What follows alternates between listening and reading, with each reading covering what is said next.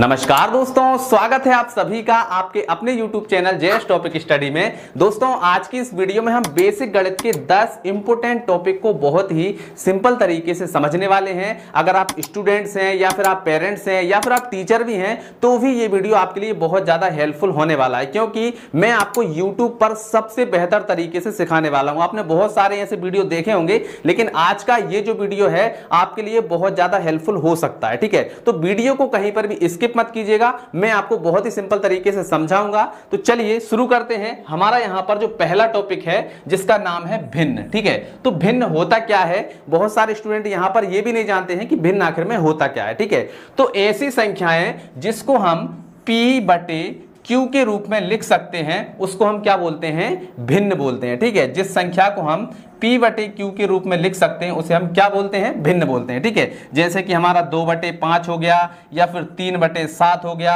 8 बटे 5 हो गया। ठीक है, अच्छा यहां पर एक शर्त भी है कि Q बराबर कभी भी 0 नहीं हो सकता, यानी कि जो नीचे वाली संख्या है ये कभी भी 0 नहीं हो सकती। ठीक है, तो ये होता है हमारा भिन्न। ठीक है, अच्छा यहां पर हम क्या क्या सीखने वाले हैं, भिन्न का जोड़, घटाना, गुणा और भाग, ये चारों टॉपिक्स को यहां पर हम कंप्लीट करेंगे। ठीक है, चलिए तो यहां पर हमारा जो पहला सवाल है जिसमें हमें क्या करना है, भिन्न का जोड़ करना है। ठीक है, तो देखिए मैं आपको बहुत ही शानदार तरीका बताने वाला हूं, ऐसा तरीका आपको कभी भी किसी ने नहीं बताया होगा। ठीक है, तो यहां पर देखिए क्या है, 2 बटे 5, फिर यहां पर क्या है प्लस है, फिर है 3 बटे 4। ठीक है, जब भी आपके सामने इस तरह का भिन्न का सवाल आ जाए तो आपको डरना नहीं है। क्या करना है, देखो सबसे पहले आपको इस तरह से इन दोनों का क्रॉस मल्टीप्लाई कर देना है, फिर इसके बाद में आपको इन दोनों का क्रॉस मल्टीप्लाई कर देना है। ठीक है, और जो भी आएगा उन्हें ऊपर जोड़ देना है और नीचे वाली जो संख्या है इन दोनों को गुणा कर देना है। ठीक है, समझ में आया, सबसे पहले क्रॉस मल्टीप्लिकेशन, ठीक है, फिर ऊपर जो संख्या होंगी उनको हम जोड़ देंगे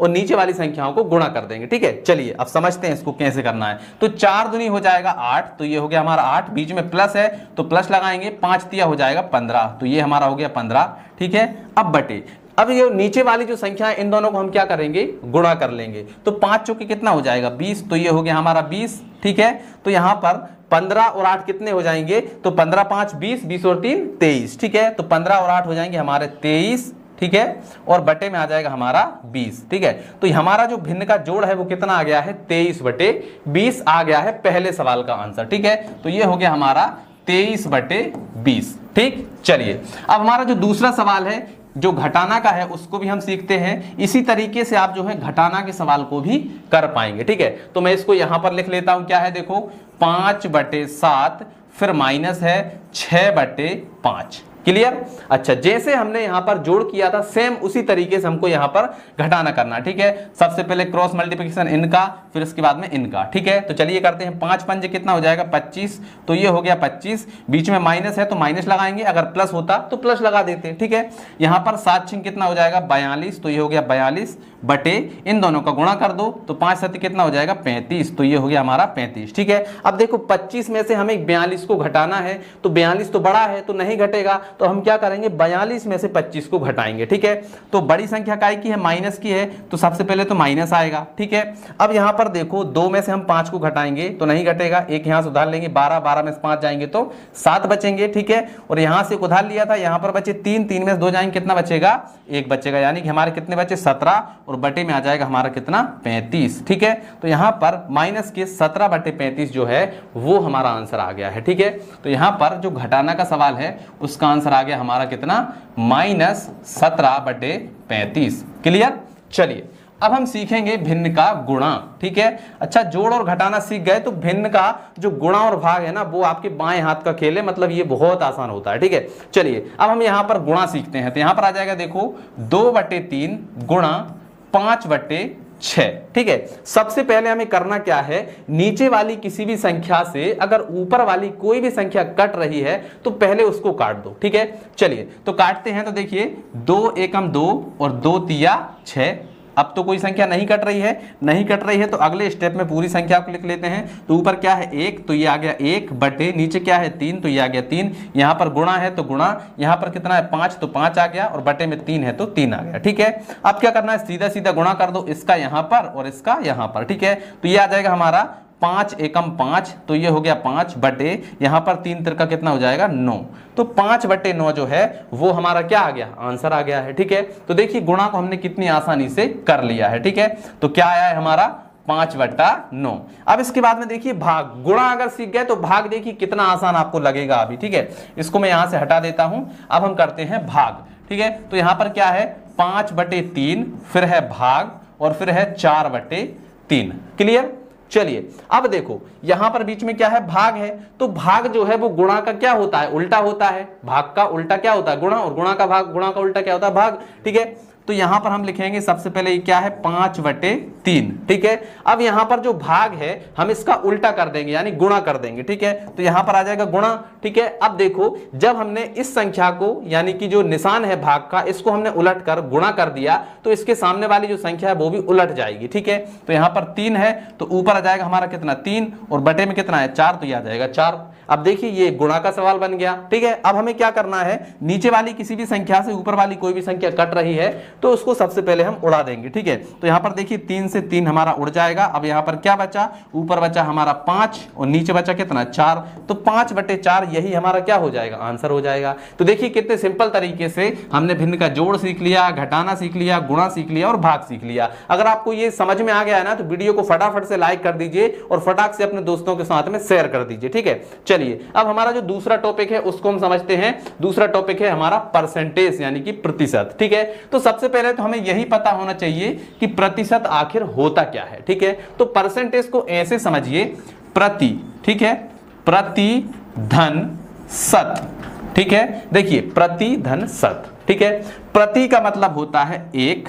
ठीक है, और यहां पर जो है प्रत्येक एक के साथ जो 100 जुड़ा है मतलब प्रति एक का 100वां भाग। ठीक है, मतलब कि 1 का 100वां भाग जो होता है उसी को हम क्या बोलते हैं, परसेंट बोलते हैं। ठीक है, और परसेंट का जो चिन्ह होता है वो इस प्रकार से हम लगाते हैं। ठीक है, यानी कि आप कह सकते हैं कि जो प्रतिशत होता है, प्रतिशत के जो चिन्ह होता है इसका मतलब होता है 1/100। ठीक है, बस इतना ही आपको समझना है। ये आप समझ गए तो सारे के सारे आपके जो सवाल हैं वो देखिए कितने सिंपल तरीके से सोल्व हो जाते हैं। ठीक है, तो प्रतिशत का मतलब आप समझ गए। ठीक है, चलिए अब देखिए यहां पर जो पहला सवाल है इसको हम कैसे सोल्व करेंगे। तो यहां पर दिया गया है 400 का 20% क्या होगा, ये हमें बताना है। ठीक है, तो सबसे पहले तो भैया 400 का 400 ही लिख दो, और का जहां पर भी लिखा है यानी परसेंट में आपको कहीं पर भी अगर का दिख जाए तो वहां पर सिंपली आपको गुणा का निशान लगा देना है। ठीक है, इसके बाद में यहां पर 20 है तो ये हमने लिख दिया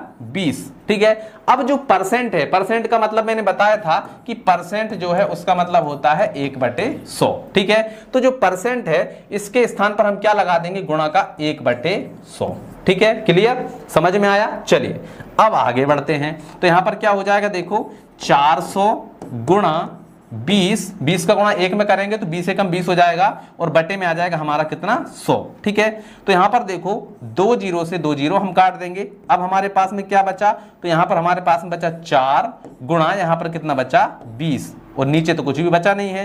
तो 20 और 4 का गुणा करेंगे क्या आएगा, 20 चौके 80। ठीक है, यहां पर जीरो लगा देते हैं और 4 दूनी कितना हो जाएगा 8 यानी कि 80।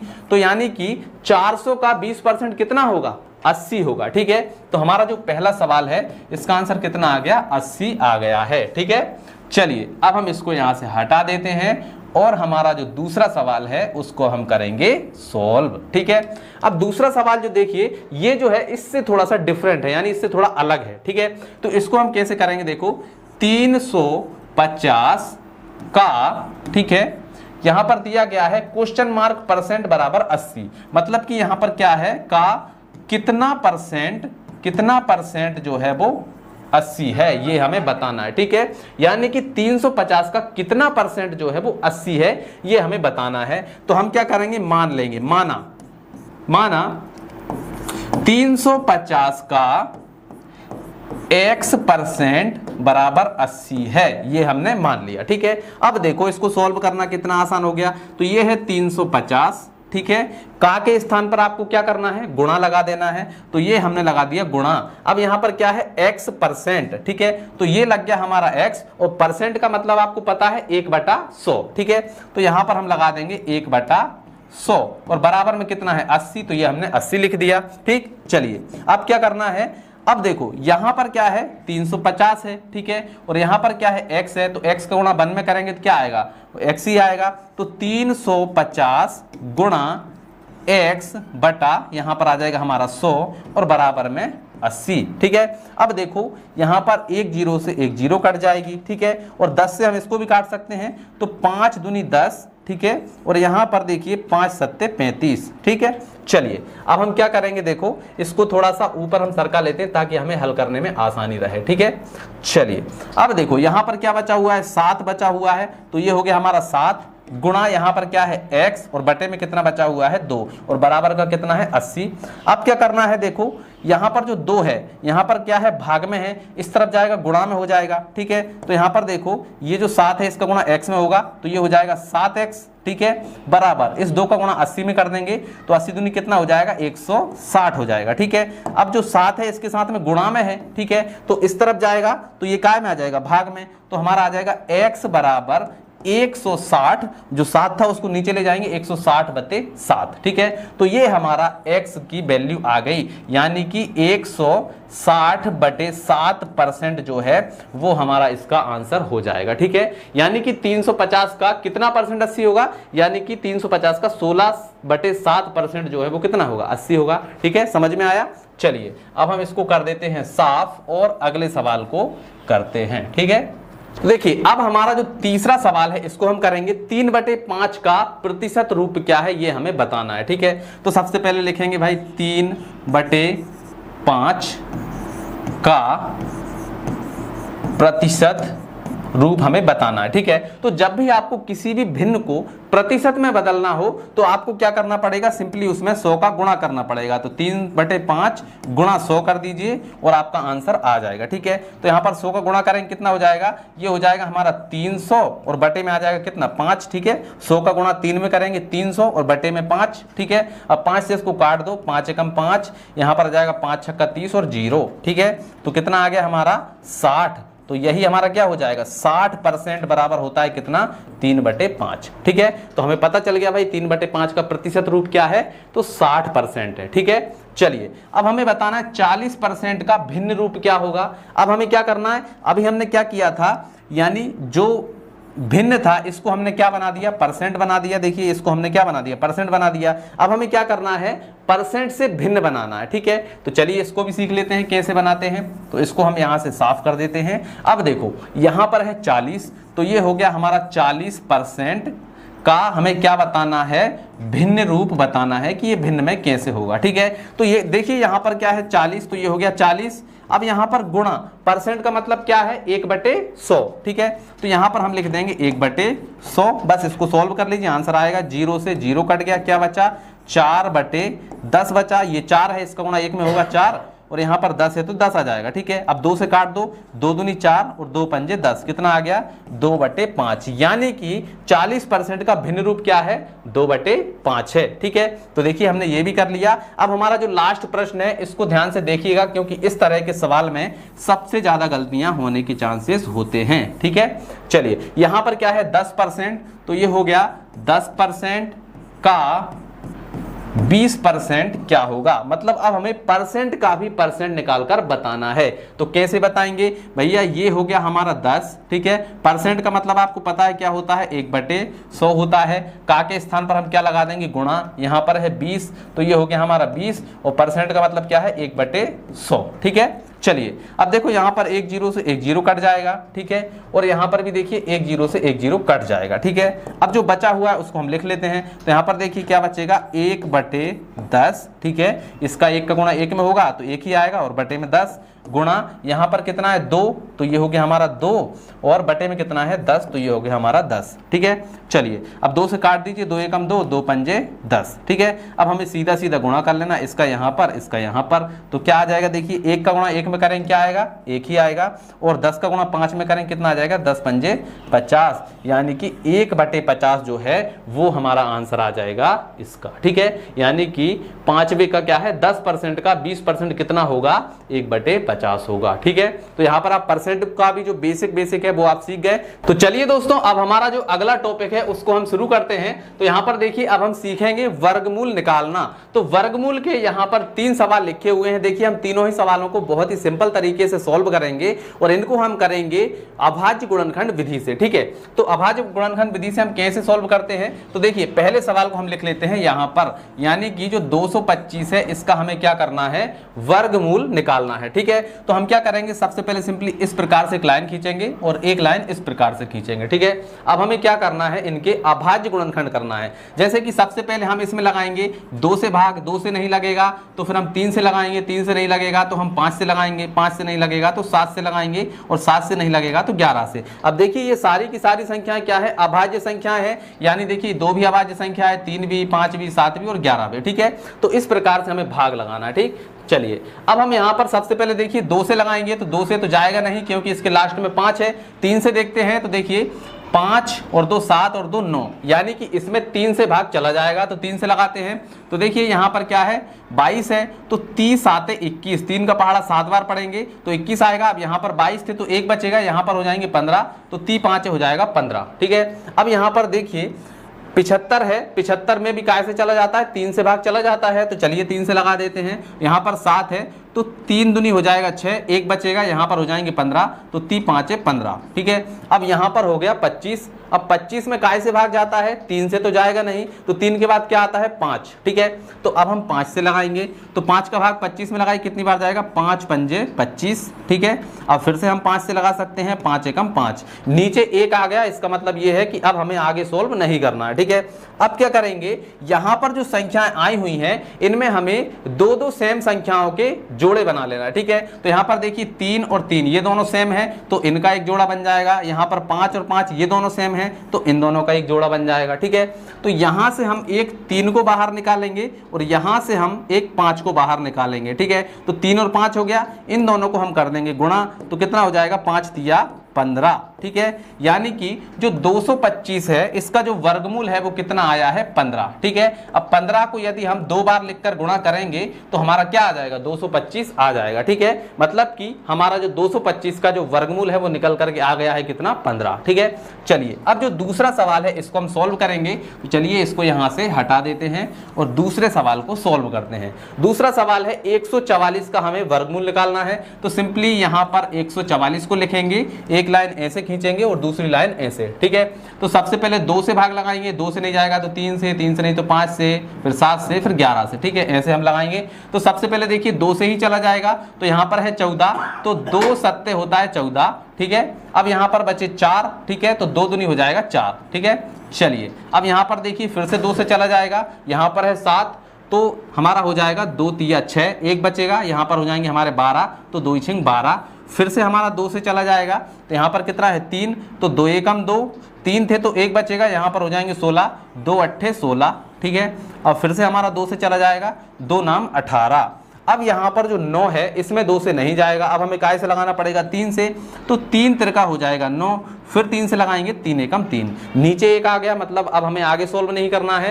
अब हमें 2 सेम संख्याओं के जोड़े बनाना है। ठीक है, देखिए ये 2 और ये 2 दोनों सेम है, एक जोड़ा बन गया, यहाँ पर भी 2 है, यहाँ पर भी 2 है, इन दोनों का भी एक जोड़ा बन गया। अब यहाँ पर 3 है, यहाँ पर 3 है, इन दोनों का भी एक जोड़ा बन जाएगा। ठीक है, अब इसमें से एक 2 बाहर निकालेंगे, इसमें से भी एक 2 बाहर, और यहाँ पर 3 है तो इसमें से 3 बाहर निकलेगा। अब इन सभी के गुणा कर दीजिए तो देखिए क्या हो जाएगा 2 दूनी 4। ठीक है, 4 तिया 12, तो हमारा यहाँ पर क्या आ गया 12। ठीक है, मतलब कि जो 144 जो है इसका वर्गमूल क्या है 12। यदि आप 12 को 2 बार लिखकर गुणा करोगे तो क्या आ जाएगा 144 आ जाएगा। ठीक है, चलिए अब हमारा जो लास्ट सवाल है इसको चाहे तो आप भी कर सकते हैं या फिर हम यहाँ पर करके ही बता देते हैं। तो यहाँ पर देखिए क्या है 81 है। ठीक है, तो 81 का कैसे करेंगे, देखो सबसे पहले एक लाइन ऐसे, फिर दूसरी लाइन ऐसे। ठीक है, तो सबसे पहले देखिए यहाँ पर क्या है 81 है, तो 81 में इकाई अंक 1 है, मतलब इसमें 2 से तो भाग जाएगा नहीं। 3 से ट्राई करते हैं तो 8 और 1 9 होता है,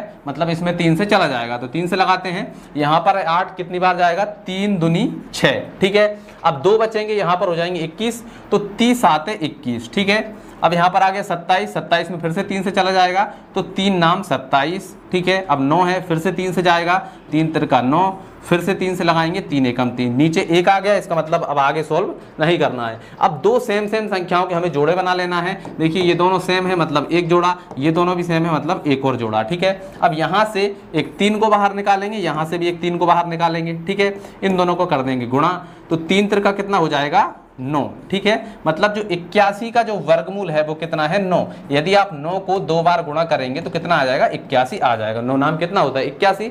चलिए अब हमारा जो अगला टॉपिक है उसको हम शुरू करते हैं। अगला टॉपिक है हमारा घनमूल, ठीक है।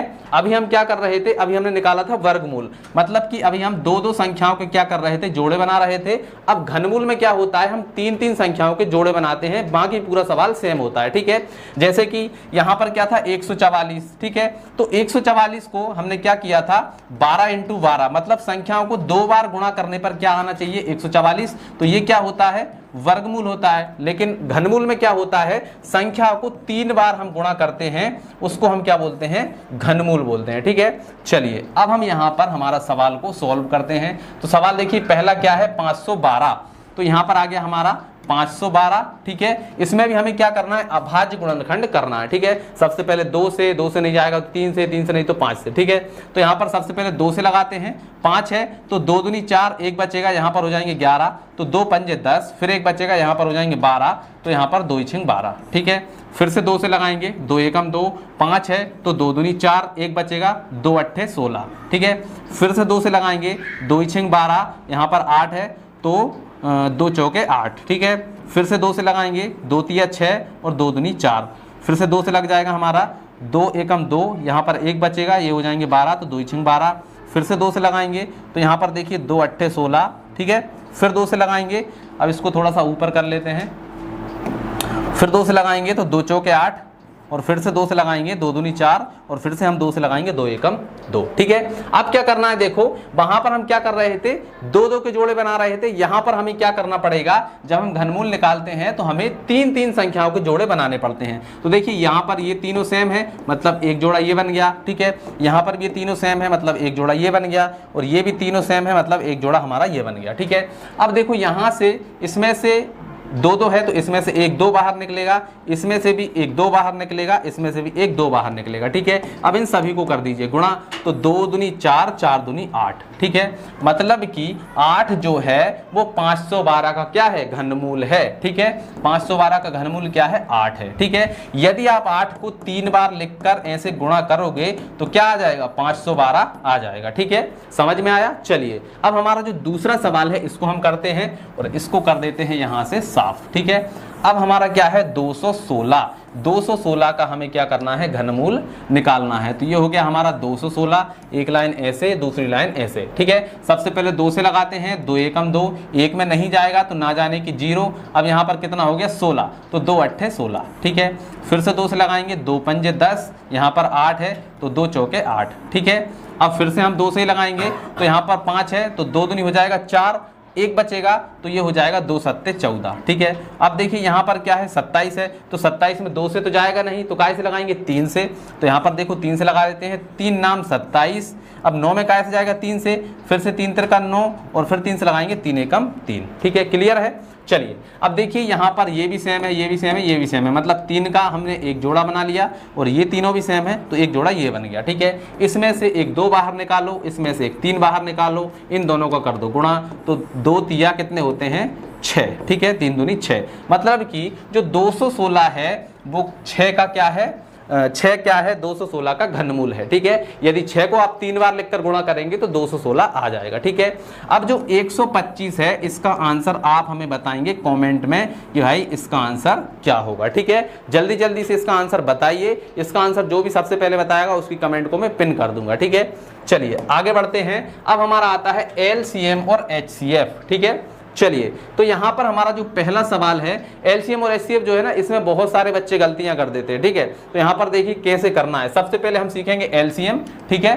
सबसे पहले LCM, फिर उसके बाद में HCF सीखेंगे, ठीक है। तो यहाँ पर देखिए 24, 14, और 28, इनका हमें क्या करना है, एलसीएम निकालना है। ठीक है, तो क्या करेंगे, वही हमारा अभाज्य गुणनखंड विधि। ठीक है, तो एक लाइन ऐसे खींचेंगे, दूसरी लाइन ऐसे खींचेंगे। ठीक है, अब हमें इन तीनों में एक साथ ही क्या करना है, इनके गुणनखंड करना है। ठीक है, तो चलिए सबसे पहले 2 से करते हैं। यहाँ पर कितना है 24, तो 2 एकम 2, 2 दूनी 4, 12 बार में कट गया। यहाँ पर देखिए 2 सत्ते 14, ठीक है, यहाँ पर 28 है, तो यहाँ पर देखिए 2 एकम 2 और 2 चौके 8। ठीक है, अब फिर से हम 2 से ही लगाएंगे, 2 छिंग 12। ठीक है, 7 में नहीं जाएगा, 7 को ऐसे ही छोड़ देते हैं, और यहाँ पर 14 है, तो 2 सत्ते 14। ठीक है, अब यहाँ पर देखिए 2 से फिर से लगाएंगे, यहाँ पर 2 तिया 6, यहाँ पर 7 है, और यहाँ पर भी 7 है। ठीक है, अब देखिए यहाँ पर 3 है, तो 3 से काटेंगे, 3 एकम 3, 7 में नहीं जाएगा, 7 में नहीं जाएगा। ठीक है, अब 7 से काट देंगे, तो यहाँ पर देखिए 1 का 1, 7 एकम 7 और 7 एकम 7। ठीक है, नीचे 1 1 आ गया, मतलब अब हमें आगे सोल्व नहीं करना है। ठीक है, अब हमें क्या करना है, ये जो संख्याएं आई हुई हैं इन सभी का हमें गुणा करना है। ठीक है, तो 2 दूनी 4, 4 दूनी 8, 8 तिया 24। ठीक है, ये आ गया हमारा 24, और यहाँ पर क्या है 7, तो 24 और 7 का गुणा कर दो, तो 7 चौके कितने हो जाएंगे 28, 28 के 8। ठीक है, हासिल हो जाएगा 2। ठीक है, और 7 दूनी 14 और 2 कितने हो जाएंगे 15, 16, तो कितना हो गया 168। ठीक है, यानी कि ये जो संख्याएं हैं इनका जो एलसीएम है वो कितना है 168 है। ठीक है, क्लियर। चलिए अब हमारा जो अगला सवाल है इसको करते हैं। ठीक है, चलिए तो इसको हम यहां से हटा देते हैं और अगले सवाल को सॉल्व करते हैं। ठीक है, चलिए तो अगला जो सवाल है यहां पर कितना है, देखिए 3, 10 और 14। ठीक है, तो इसको भी हम ऐसे ही करेंगे। तो सबसे पहले देखिए 2 से लगाएंगे, तो 3 में नहीं जाएगा, यहाँ पर 5 है, तो 2 पंजे 10। ठीक है, 14 में कितनी बार जाएगा, 2 सत्ते 14। ठीक है, अब देखिए यहाँ पर 3, 5, 7, तो इन तीनों को एक एक बार हम लगाएंगे। सबसे पहले 3 से लगा देते हैं, 3 एकम 3, 5 का ऐसे ही, 7 का ऐसे ही। ठीक है, फिर 5 से लगाएंगे, 1 का 1, 5 एकम 5 और ये 7। अब हम 7 से लगाएंगे, 1 का 1, 1 का 1 और 7 एकम 7। ठीक है, नीचे 1 1 आ गया, मतलब अब हमें आगे सोल्व नहीं करना, इन सभी का गुणा कर दीजिए। तो 2 तिया 6, 6 पंजे 30, 30 और 7 का गुणा करेंगे कितना हो जाएगा 7 तिया 21। ठीक है, 30 गुणा 7 करेंगे कितना हो जाएगा 0 और 7 तिया 21 यानी 210। ठीक है, तो ये जो संख्याएं हैं इनका जो एलसीएम है वो कितना आया है 210 आया है। ठीक है, इसका आंसर आप जो है खुद निकाल के देखिए कि जो तीसरा वाला सवाल है इसका आंसर क्या होगा। ठीक है, चलिए अब मैं आपको सिखाता हूं कि HCF कैसे निकालते हैं। ठीक है, इसको यहां से साफ कर देते हैं और अब हम सीखते हैं HCF कैसे निकालना है। ठीक है, ये जो सवाल है इसका LCM भी आपको निकालना है। ठीक है, LCM भी आपको निकालना है और HCF भी आपको निकालना है इस सवाल का। ठीक है, चलिए अब देखो HCF कैसे निकलता है, अब हम यहाँ पर इन दोनों सवालों को सॉल्व करके समझेंगे। ठीक है, तो यहाँ पर देखिए क्या है 24, तो 24 लिख लो, फिर क्या है 14, तो 14 लिख लो, फिर क्या है 28, तो 28 लिख लो। ठीक है, सभी के हमें गुणनखंड निकालना है। ठीक है, तो इसके भी गुणनखंड करना पड़ेंगे, इसके भी गुणनखंड करना पड़ेंगे और इसके भी गुणनखंड अलग अलग करना पड़ेंगे। ठीक है, चलिए सबसे पहले 2 से लगाते हैं, तो यहाँ पर देखिए 2 एकम 2 और 2 दूनी 4, फिर 2 से लगाएंगे 2 छिंग 12, फिर 2 से लगाएंगे 2 तिया 6, फिर 3 से लगाएंगे 3 एकम 3। ठीक है, अब इसके आ जाइए 2 से 2 सत्ते 14, 7 से 7 एकम 7। ठीक है, चलिए अब यहाँ पर 28 है, तो यहाँ पर 2 से 2 एकम 2, 2 चौके 8। ठीक है, फिर 2 सत्ते 14, फिर 7, 7 एकम 7। ठीक है, चलिए अब क्या करना है, देखिए यहाँ पर हमने तीनों के गुणनखंड निकाल लिए, यानी 24 के गुणनखंड कितने आए हैं, ये हो गया हमारा 24। 24 गुणनखंड कितने आए हैं 2 गुणा 2 गुणा, इसके बाद में फिर से 2 और गुणा 3। ठीक है, 2 दूनी 4, 4 दूनी 8, 8 तिया 24। ठीक है, फिर इसके बाद में है 14। 14 के गुणनखंड क्या क्या आए हैं, तो 2 गुणा 7 गुणा 1। ठीक है, तो 2 गुणा 7 गुणा 1 और यहाँ पर भी गुणा 1। ठीक है, चलिए इसको थोड़ा सा ऊपर खिसका लेते हैं।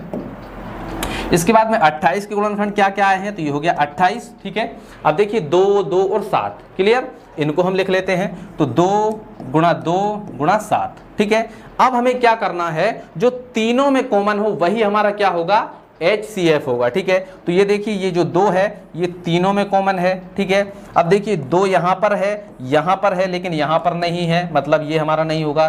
फिर यहाँ पर 2 है, 2 बीच में नहीं है, मतलब 2 तो हट ही जाए। फिर 3 है यहाँ पर, तो 3 यहाँ पर भी नहीं है, यहाँ पर भी नहीं है। ठीक है, मतलब जो 2 है, ठीक है, 2 का जोड़ा बन गया, मतलब कि जो 2 है वही हमारा क्या हो जाएगा HCF हो जाएगा। ठीक है, मतलब इसका जो HCF है वो कितना हो जाएगा 2 हो जाएगा। ठीक है, मतलब जो तीनों में कॉमन होगा वही हमारा क्या होगा HCF होगा। ठीक है, चलिए अब हमें क्या करना है, अगले सवाल को सॉल्व करना है, यानी दूसरे वाले को। ठीक है, इसको यहाँ से हटा देते हैं और दूसरे सवाल को करते हैं। ठीक है, तो यहाँ पर देखो 3 अकेला है तो 3 के गुणनखंड करेंगे तो क्या होगा, 3 गुणा 1 होगा। ठीक है, फिर 10 है तो 10 के गुणनखंड हम करेंगे क्या आएगा, 5 गुणा 2 गुणा 1, 5 दूनी 10 कर देंगे तो ये हमारा 10 आ जाएगा। ठीक है, फिर हमारा क्या है 14, तो यहाँ पर आ गया 14, 14 का क्या होता है, तो यहाँ पर 2 गुणा 7 गुणा 1। ठीक है, 7 दूनी होता है 14 और 1 में गुणा करेंगे तो वही आएगा हमारा। ठीक है, अब देखिए तीनों में कॉमन देखिए कौन सी संख्या है। अब यहाँ पर देखिए 3 यहाँ पर है, ठीक है, 3 यहाँ पर भी नहीं है, यहाँ पर भी नहीं है, मतलब 3 को हम नहीं ले सकते। ठीक है, अब क्या बचा, 1 बचा, तो 1 यहाँ पर भी है, यहाँ पर भी है और यहाँ पर भी है। ठीक है, तो जो 1 है वही हमारा क्या हो जाएगा, HCF हो जाएगा। ठीक है, तो इसका जो HCF है वो कितना आ जाएगा, 1 आ जाएगा। ठीक है, अब जो तीसरा वाला सवाल है इसका LCM और HCF दोनों का आंसर आप कमेंट कर दीजिएगा या फिर आप इसको खुद ही घर पे करने की कोशिश कीजिएगा। ठीक है, चलिए हमारा अगला टॉपिक है घातांक। अब हमें यहाँ पर क्या करना है, घातांक वाले सवालों को सॉल्व करना है। ठीक है, तो यहाँ पर कुछ चीजों को आपको समझना होगा, जैसे कि यदि मान लीजिए किसी भी संख्या, कोई भी संख्या है, मान लो a है, अगर इसकी घात 2 है, इसका मतलब ये होगा कि हमें a को 2 बार लिखकर क्या करना है, गुणा करना है। ठीक है, यदि a की घात 3 होगा तो हमें क्या करना होगा, इसको 3 बार लिखकर गुणा करना होगा। ठीक है, इसी प्रकार से 4 होगा, 5 होगा, तो उतनी बार लिखकर हम गुणा करेंगे। ठीक है, ये चीज समझ में आई। चलिए दूसरी चीज, अगर किसी भी संख्या की घात 0 हो, कोई भी संख्या हो, जैसे कि 3 की घात 0 हो, 4 की घात 0 हो, ठीक है, तो किसी भी संख्या की घात अगर 0 हो तो उसका मान 1 होता है। ठीक है, किसी भी संख्या की घात अगर 0 हो तो उसका मान क्या होगा, 1 होगा। जैसे कि मान लीजिए 5 3 2 1, इसकी घात भी अगर 0 है तो इसका मान भी हमेशा क्या आएगा, 1 ही आएगा। ठीक है, चलिए एक चीज और समझिए, अगर कोई भी चीज यहाँ पर, जैसे कि मान लीजिए 2 की घात -2 अगर दी गई है, इसका मतलब ये है कि यहाँ पर 1/2 और इसकी घात यहाँ पर 2। ठीक है, इसका मतलब है कि इसकी घात -2 है। ठीक है, अगर माइनस में घात है इसका मतलब संख्या क्या जाएगी, बटे में चली जाएगी। ठीक है, क्लियर। चलिए अब आते हैं हमारे सवाल को हल करने के लिए। ठीक है, इनको यहां से हटा देते हैं। अब हमारा जो पहला सवाल है इसको हम सॉल्व करेंगे। तो क्या दिया गया है, 2 की घात 2 और +5। ठीक है, तो क्या करना है, देखिए इसकी घात 2 है, मतलब 2 को हमें क्या करना पड़ेगा, 2 बार लिखना पड़ेगा। घात 2 है मतलब 2 बार गुणा करना पड़ेगा, फिर यहाँ पर प्लस और ये हो गया हमारा 5। तो 2 दूनी कितना हो जाएगा, 4, तो ये हो गया 4, यहाँ पर प्लस और ये 5। ठीक है, तो 5 और 4 कितने हो जाएंगे, 9। तो ये जो 9 है यही हमारा क्या हो गया, आंसर हो गया। देखिए कितना आसान है। चलिए अगला सवाल देखते हैं। अगला हमें दिया गया है 6 की घात 0 + 9। अब देखिए मैंने आपको बताया था कि दुनिया की किसी भी संख्या की घात अगर 0 है तो उसका मान क्या होगा, 1 होगा।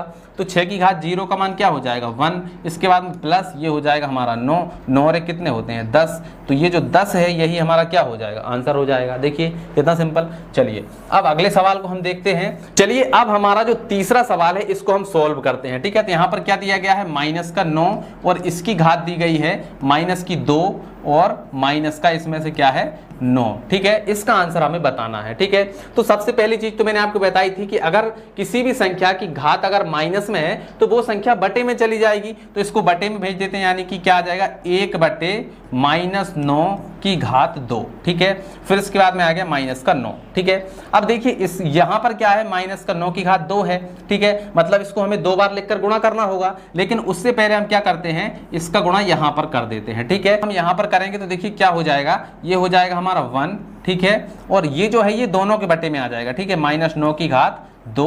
ठीक है, और इसका गुणा हमें यहाँ करना है, तो माइनस का यहाँ पर आ जाएगा 9 और यहाँ पर -9 की घात 2। ठीक है, समझ में आया। देखिए सिंपल सा कुछ भी नहीं है, हमने क्या किया है, जो नीचे वाली संख्या उनको बराबर करने के लिए इसका गुणा यहाँ पर कर दिया है। ठीक है, क्लियर। चलिए तो यहाँ पर देखिए ये तो नीचे तो आएगा ही और इसका गुणा इसमें हो जाएगा तो ये ऊपर भी आ जाएगा। ठीक है, चलिए अब देखो ये हो गया 1 माइनस, अब देखो यहाँ पर इसकी घात कितनी है, 2 है। ठीक है, तो यदि हम इसको 2 बार लिखेंगे तो क्या आएगा, देखिए ये तो हमारा 9 हो गया और इसको हम 2 बार लिखेंगे, -9 गुणा -9। ठीक है, चलिए अब बटे में देखिए यहाँ पर क्या है, -9 है, इसको भी हम 2 बार लिखना पड़ेगा, -9 गुणा -9। ठीक है, चलिए अब इसको हमें आगे सॉल्व करना है। ठीक है, चलिए इसको हम क्या करते हैं, थोड़ा सा ऊपर सरका लेते हैं। ठीक है, चलिए अब देखो यहां पर ये तो हो गया हमारा 1 माइनस, अब देखो यहां पर माइनस और माइनस क्या हो जाएगा प्लस, ठीक है। तो यहां पर हो जाएगा हमारा 9 गुणा 9 गुणा 9, ठीक है, सभी हमारा प्लस का हो गया, ठीक है। अब आ गया बटे में, अब यहां पर देखिए माइनस और माइनस ये भी हमारा प्लस हो जाएगा, और 9 का गुणा 9 में करेंगे कितना हो जाएगा, 9 नाम 81, तो ये हो गया हमारा कितना 81, ठीक है। चलिए अब आ जाते हैं आगे, अब देखो 1 माइनस 9 और 9 का गुणा करेंगे कितना हो जाएगा, 9 नाम 81, 81 गुणा 9 कर दीजिए और बटे में हमारा कितना आ जाएगा 81, ठीक है। इसका गुणा इसमें कीजिए, 9 एकम 9 और 9 अट्ठे 72 यानी 729, 1 माइनस 729 बटे 81, यही जो है हमारा क्या आ जाएगा, आंसर आ जाएगा, ठीक है। इसको आगे भी सोल्व कर सकते हैं, लेकिन हम इसको आगे सोल्व नहीं कर रहे हैं, क्योंकि अगर इसको हम सोल्व करने बैठेंगे तो थोड़ा टाइम लग जाएगा, ठीक है। अगर हमारा जो अगला सवाल है 5वां सवाल, अब हम 4था सवाल, इसको अब हम क्या करते हैं, सोल्व करते हैं, ठीक है। चलिए अगला जो सवाल है यहाँ पर क्या है, -8 और इसकी घात दी गई है माइनस का 1 और प्लस का है 6, ठीक है। चलिए अब देखो यहाँ पर क्या है, माइनस का 8, ठीक है, तो ये हमने लिख लिया माइनस का 8, ठीक है। अब जिसकी भी घात अगर माइनस में होती है तो वो संख्या कहाँ चली जाती है, बटे में चली जाती है, मतलब कि जो -8 है वो भी बटे में चला जाएगा, तो ये आ जाएगा हमारा 1 बटे -8, ठीक है। और घात 1 है, एक घात का कोई भी मतलब नहीं होता है, एक ही बार लिखना है, हमने लिख दिया। फिर है यहाँ पर क्या, प्लस का 6, ठीक है।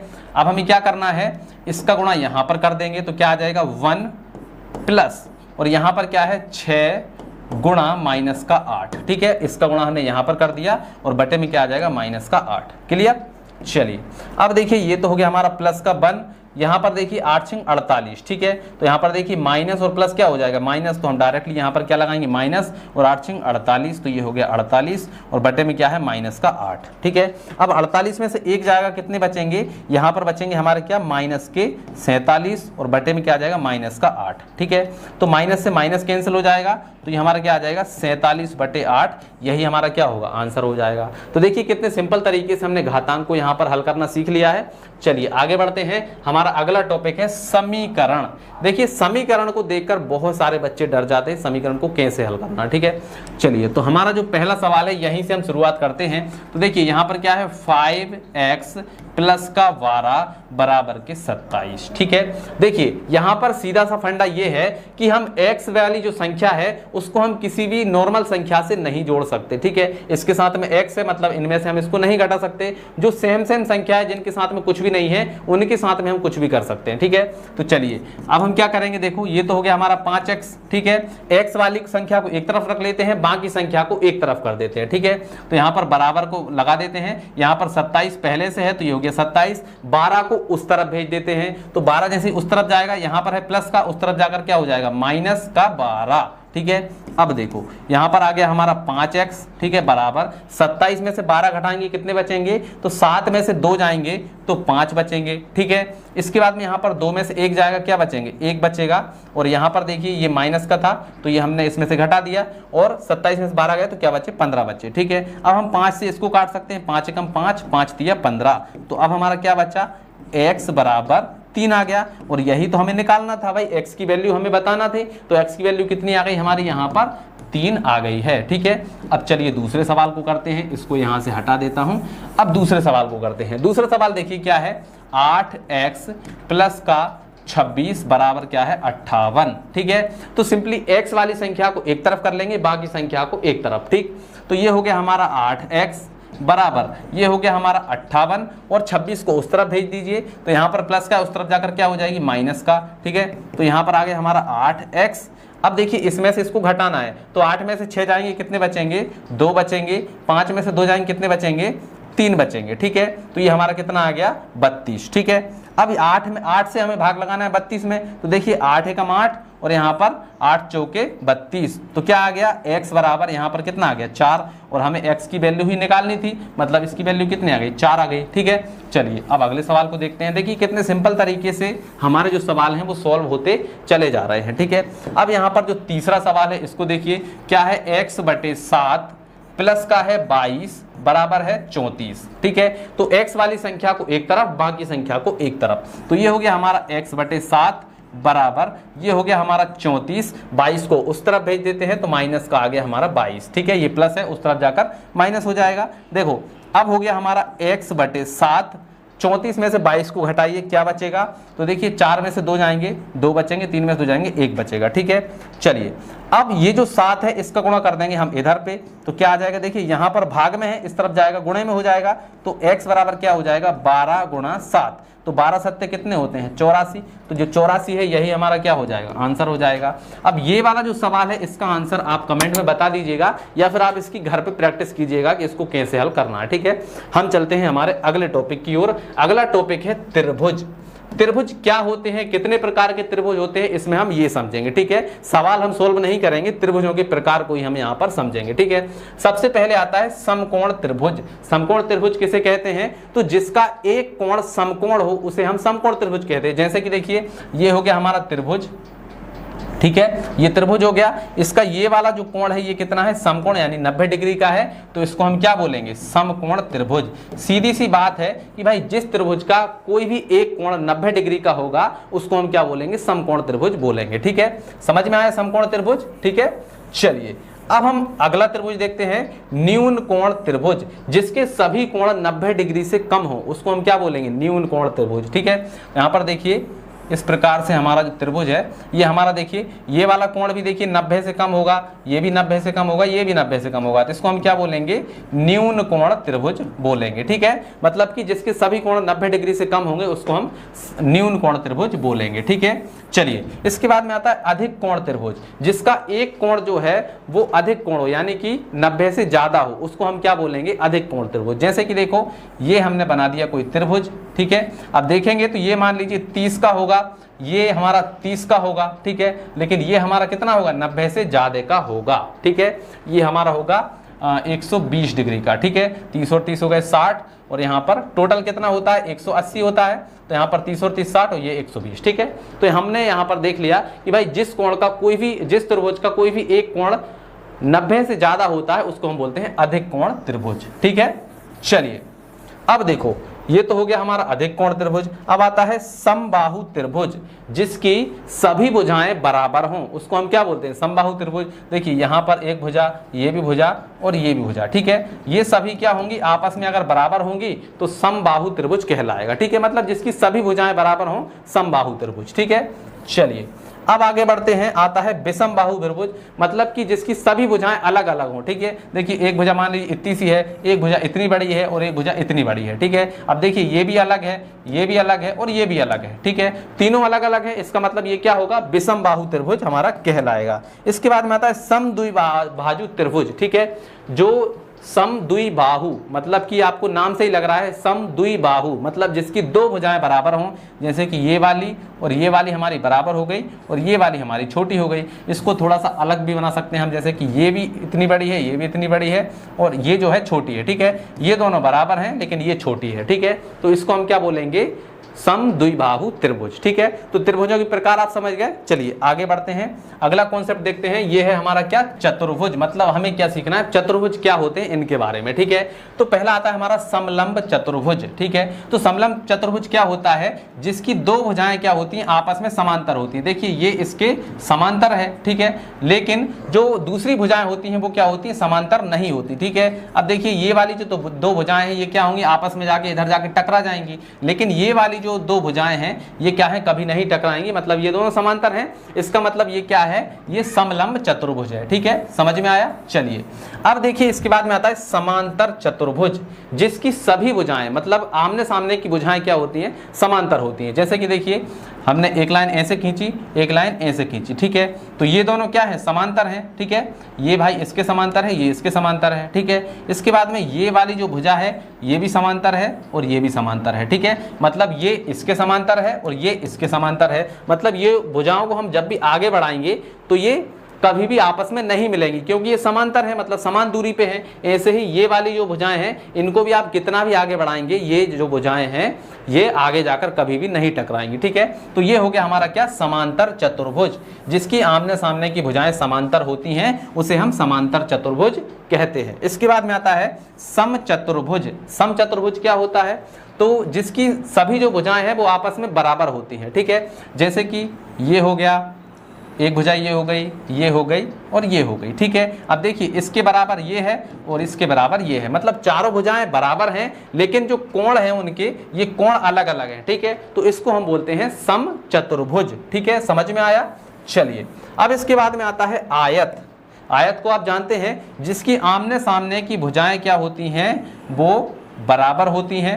देखिए इसके बराबर ये है और इसके बराबर ये है। ठीक है, ये दोनों भुजाएं क्या होती हैं, आपस में क्या होती हैं, आमने सामने की भुजाएं जो होती हैं वो बराबर होती हैं। ठीक है, और उसके जो चारों कोण हैं, हर कोण का मान क्या होता है, 90 डिग्री होता है। ठीक है, ये भी 90 होगा, ये भी 90 होगा और ये भी 90 होगा। ठीक है, मतलब आयत के चारों कोणों का योग क्या होता है, चारों कोण क्या होते हैं, 90-90 डिग्री के होते हैं, और आमने सामने की भुजाएं जो होती हैं वो बराबर होती हैं, उसको हम बोलते हैं आयत। ठीक है, इसके बाद में क्या आता है, वर्ग।